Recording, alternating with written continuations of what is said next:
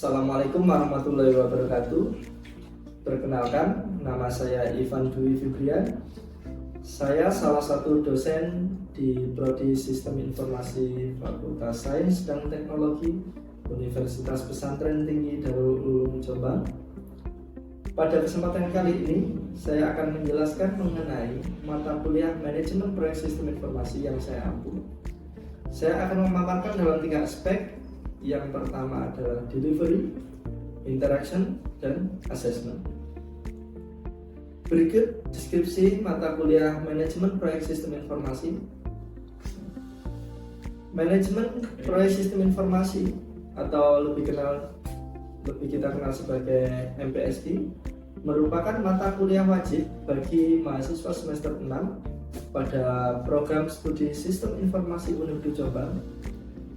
Mata kuliah ini berbobot 3 SKS dan bertujuan untuk membekali mahasiswa pada pengetahuan dan keterampilan dalam merencanakan, melaksanakan, dan mengendalikan sebuah proyek sistem informasi agar mencapai sesuai ruang lingkup, jadwal, anggaran yang telah ditetapkan.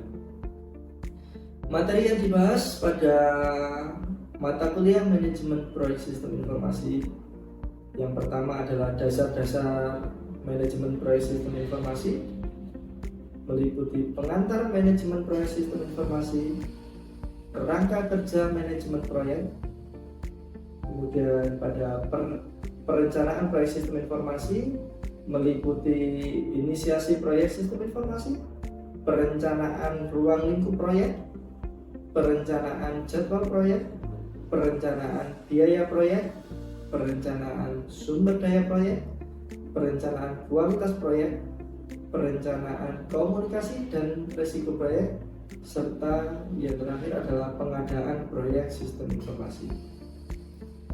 Yang ketiga, pelaksanaan dan pengendalian proyek sistem informasi, yaitu melaksanakan proyek sistem informasi, pemantauan dan pengendalian proyek sistem informasi.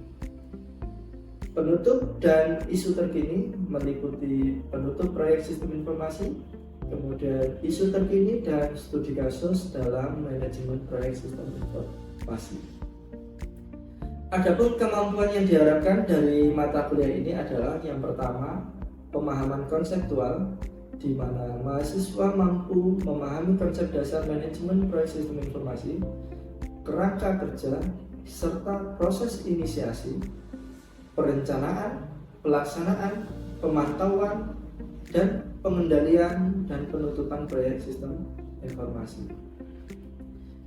Yang kedua, keterampilan praktis, di mana mahasiswa mampu mengembangkan kemampuan dalam menyusun project chapter, membuat work breakdown structure, merencanakan jadwal menggunakan CPM, mengestimasi biaya, mengelola sumber daya, merancang rencana kualitas, mengidentifikasi dan merespon risiko, serta mengaplikasikan perangkat lunak manajemen proyek.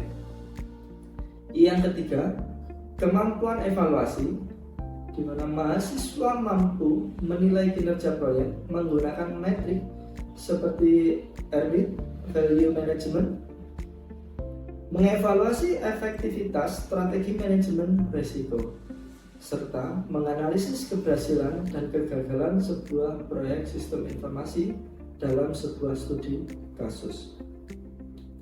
Referensi utama yang saya gunakan dalam mata kuliah ini adalah disesuaikan dengan literatur manajemen proyek sistem informasi seperti Join to the Project Management Body of Knowledge dari Project Management Institute. Yang kedua adalah Agile and Interactive Development Manager Gwyn dari Larman. Kemudian yang terakhir adalah Information Technology Project Management dari Getty. Model perkuliahan manajemen proyek sistem informasi ini dilakukan secara sinkronus, secara tatap muka di ruang kelas, sedangkan metode pembelajaran yang digunakan adalah ceramah, diskusi, praktik studi kasus. Interaksi perkuliahan ini dilaksanakan selama 16 pekan yang terdiri dari 14 pekan tatap muka di kelas, yang 2 kali evaluasi berupa UTS dan UAS. Proses pembelajaran dilakukan tatap muka secara langsung di ruang kelas, serta menggunakan Google Classroom sebagai media sharing materi dan pengumpulan tugas. Materi perkuliahan akan diunggah maksimal 1 hari sebelum pelaksanaan perkuliahan, sehingga dapat memberikan kesempatan kepada mahasiswa untuk mempelajari materi tersebut. Tahap asesmen pembelajaran dilaksanakan melalui tugas dan evaluasi sumatif. Tugas diberikan 2 kali dalam bentuk tugas individu dan tugas kelompok. Tugas individu berupa penyusunan mini project proposal, sebuah sistem informasi. Tujuannya adalah melatih mahasiswa dan dalam merancang inisiasi dan merencanakan awal sebuah proyek sistem informasi secara mandiri, mencakup ruang lingkup, jadwal estimasi, dan identifikasi risiko. Tugas kelompok berupa makalah, presentasi studi kasus proyek, sistem informasi, di mana setiap kelompok mendapatkan satu tema atau skenario proyek untuk dipelajari, dianalisis, dan dipresentasikan pada pertemuan setiap pekannya secara bergantian. Kedua jenis tugas tersebut bertujuan agar mahasiswa memiliki kemampuan untuk menyelesaikan masalah baik secara individu maupun secara berkelompok, serta menerapkan konsep manajemen proyek sistem informasi dalam skenario nyata. Adapun soal ujian tengah semester dan ujian akhir semester dibuat dalam bentuk esai, di mana digunakan untuk menguji keluasan dan kedalaman pemahaman pengetahuan mahasiswa tentang teori dan praktik manajemen proyek sistem informasi. Pembobotan penilaian ini terdiri dari kehadiran 20%, tugas mandiri 15%, tugas kelompok 10%, ujian tengah semester 25%, ujian akhir semester 30%. Demikian sekilas informasi tentang mata kuliah manajemen proyek sistem informasi yang saya ampu. Selanjutnya akan saya tampilkan cuplikan proses pembelajaran yang saya lakukan secara tatap muka di ruang kelas. Assalamualaikum warahmatullahi wabarakatuh. Oke, ketemu lagi dengan saya Ivan Dwi Fibrian. Sebelum mata kuliah manajemen proyek sistem informasi kita mulai, marilah kita berdoa agar apa yang kita pelajari hari ini bisa membawa manfaat bagi kita semuanya. Berdoa, mulai. Berdoa, selesai. Oke, ketemu lagi ya dengan saya, Pak Ivan. Kita ketemu dulu di semester 1, ya, mata kuliah apa? Masih ingat? TIK, ya, Pengantar Teknologi Informasi dan Komunikasi. Nah, sekarang ketemu lagi di mata kuliah Manajemen Proyek Sistem Informasi. Oke. Nah, kita bicara sebuah proyek, ya. Apa sih proyek itu? Apa? Ada yang tahu? Proyek adalah kumpulan aktivitas unik yang bertujuan mencapai tujuan yang spesifik. Apa spesifiknya? Kalau kita bicara proyek, apa? Bekerja dalam proyek mencari keuntungan. Ada enggak yang mencari bekerja di proyek tidak mencari keuntungan? Enggak ada kan ya. Proyek mesti ujung-ujungnya harus kita mencari benefit. Nah, bagaimana agar proyek ini bisa untung? Maka harus di manajemeni, ya. Di manajemen sedemikian rupa agar sumber daya yang ada Contoh ada sumber daya manusia, ya, tukang dan lain sebagainya. Ibaratnya bangun rumah, itu kan ada bahan baku, ya, ada semen, bata, terus pasir dan lain sebagainya. Ada sumber daya manusia, Pak tukang, mandor, kuli dan lain sebagainya. Dan ada sumber daya waktu, ya. Apakah semua proyek itu untung? Tidak, kalau kita tidak bisa memanajemen dengan baik. Contoh misalkan, ingin membangun ruangan ini. Membangun ruangan ini anggarannya adalah 100 juta. Dihitung rapnya, bahan baku ketemu, kemudian pekerjanya ketemu. Dengan dikerjakan waktu 1 bulan selesai dengan anggaran 100 juta. Itu untung. Nah, kalau tidak dimanajemen dengan baik, ya, dikerjakan 1 bulan lebih, untung enggak? Tidak, karena anggaran untuk pekerja hanya sebatas 1 bulan. Ya, kalau 1 bulan lebih 1 minggu lah, 1 minggu ini ke siapa? Nah, berarti kan mengambil dari potensi keuntungan kita. Ya, potensi keuntungan kita dialihkan untuk bayar tukang. Makanya di manajemen sedemikian rupa agar proyek ini bisa berjalan dengan sesuai perencanaan. Dan siapa yang memanajemen? Manajer, atau biasa kita sebut project manager. Tidak terkecuali di sistem informasi, ya. Sistem informasi itu ketika kita tidak bisa memanfaatkan sumber daya yang ada, maka ini potensi rugi tetap ada. Meskipun, ya, kalau kita bicara sistem informasi butuhnya apa sih? Paling kan mikir, ya, mikir.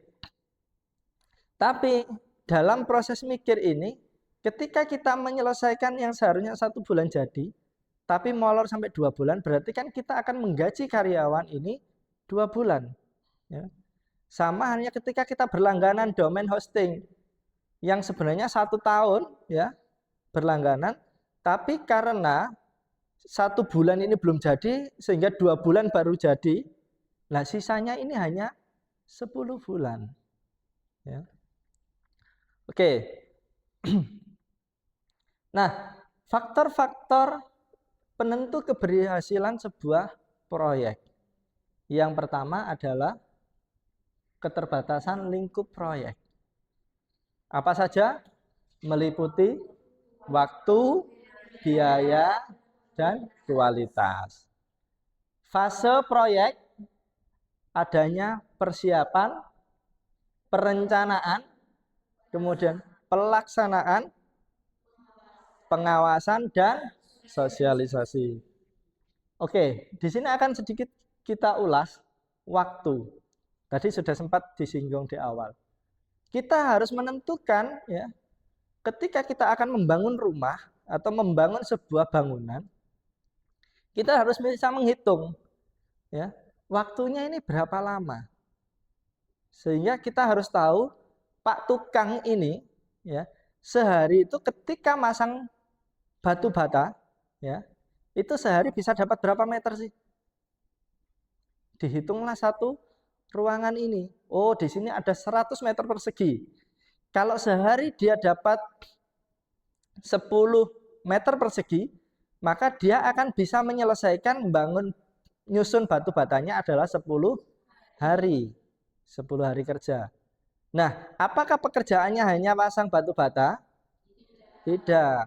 Termasuk lepo, ya, lepo, finishing, masang atap. Dan kita harus bisa mengetahui, ya, tahapan-tahapan pembangunannya. Dalam membangun sebuah bangunan ini atau rumah ini, apa dulu yang dibangun? Pondasi. Nah, maka kita harus bisa memperkirakan pekerjaan pondasi ini, ya, itu dikerjakan oleh berapa orang dan butuh waktu berapa lama. Ya, apakah ketika dikerjakan oleh 2 orang ini 10 hari selesai? Apakah bisa diganti dengan 10 orang? Atau ditambahi tenaga kerja sampai 10 orang? Belum tentu. Karena kita dalam menyusun contoh bangunan tadi, bisa saja begitu pondasi selesai langsung masang batu bata. Tapi kita juga harus mempertimbangkan kekuatan. Kalau masang batu bata, dipastikan pondasinya kering, ya kan?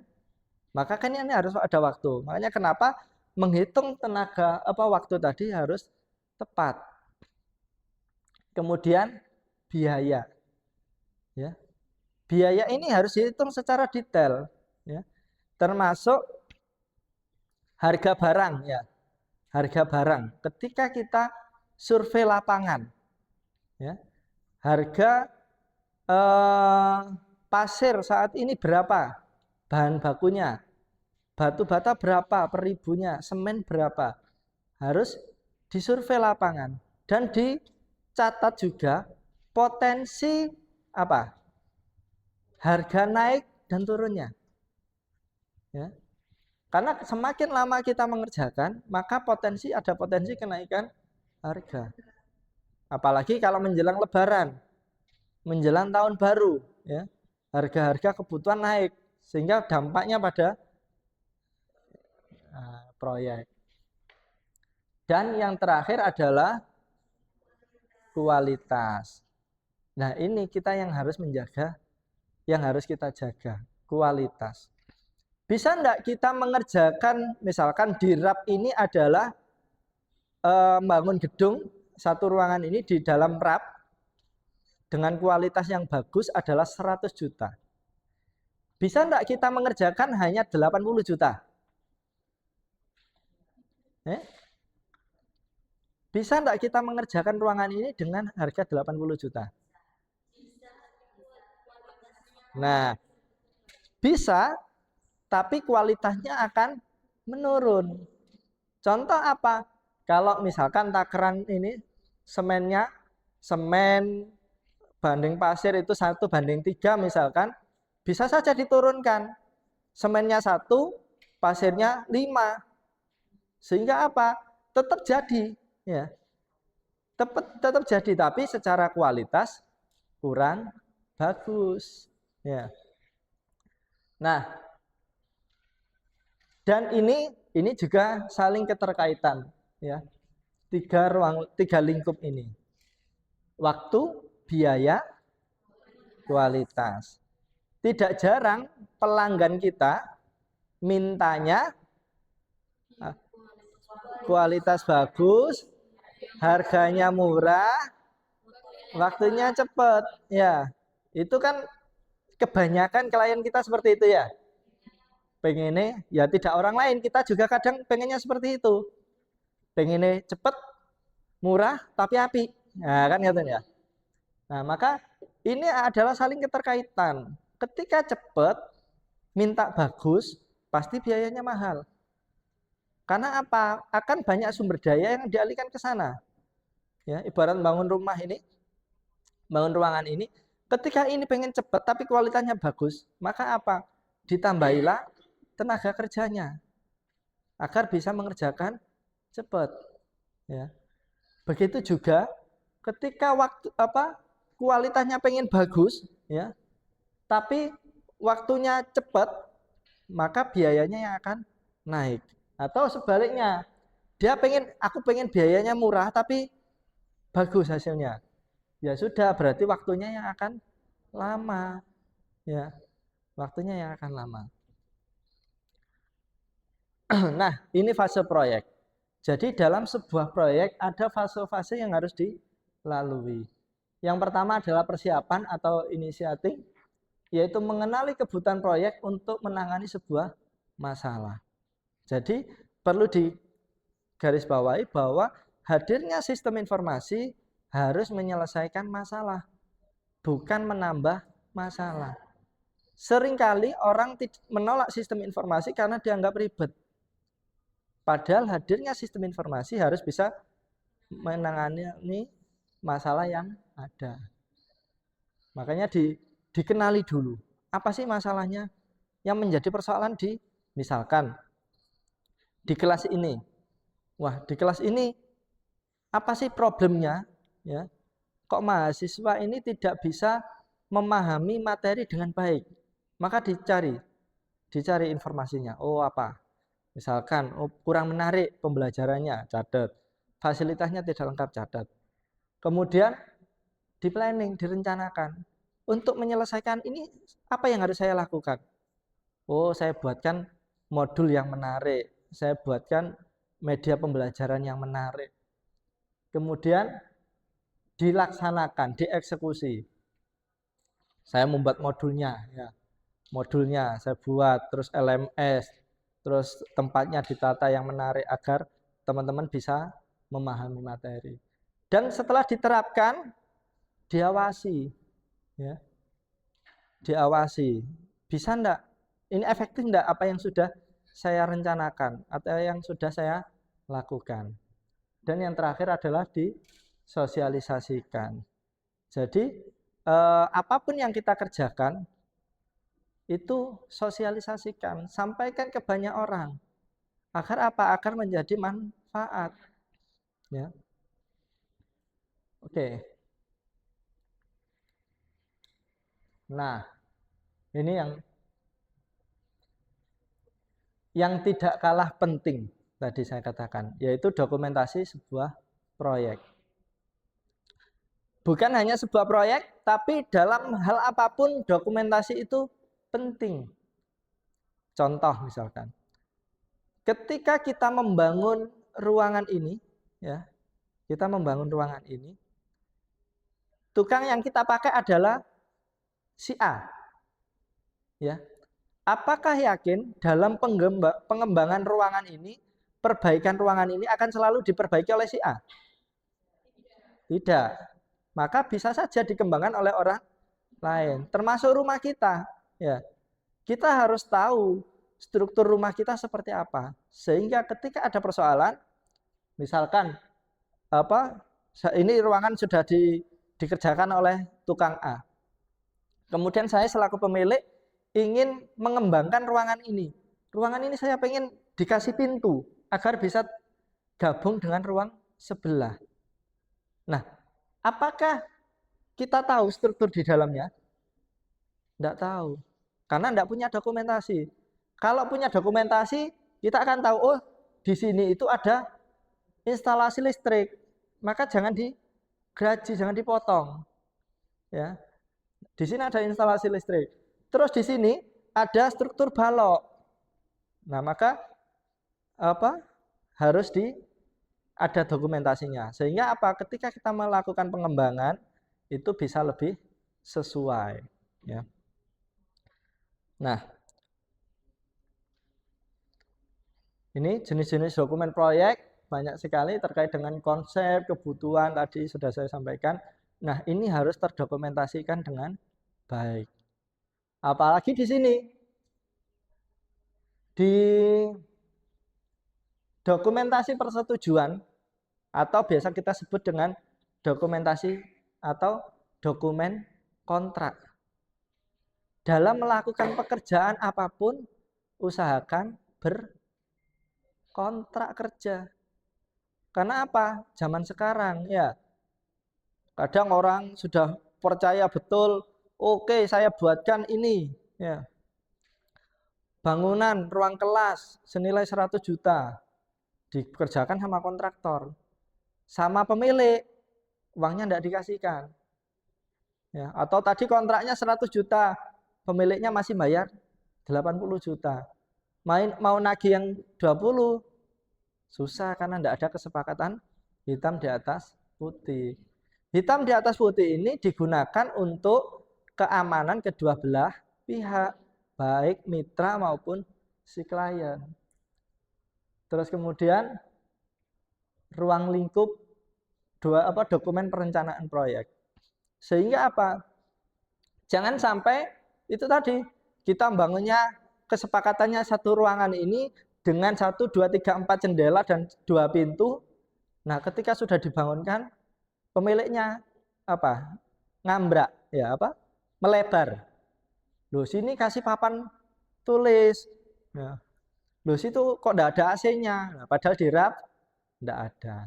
Nah, oke. Itu gambaran terkait dengan proyek sistem informasi. Nah, ada yang bertanya? Silakan. Oke. Ya.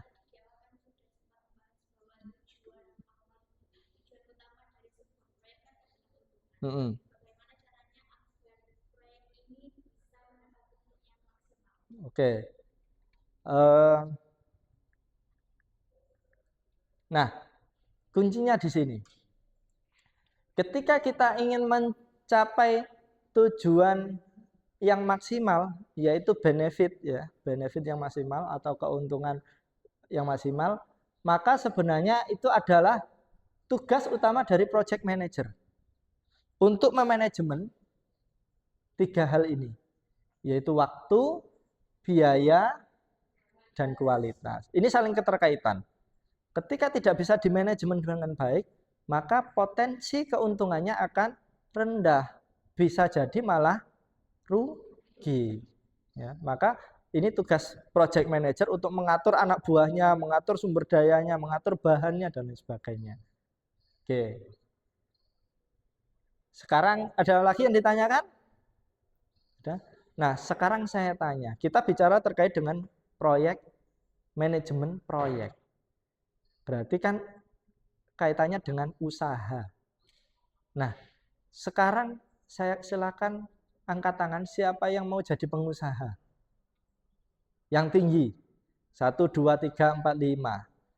Amin, Mbak. Kenapa pengen jadi pengusaha apa? IT. Kenapa kok IT?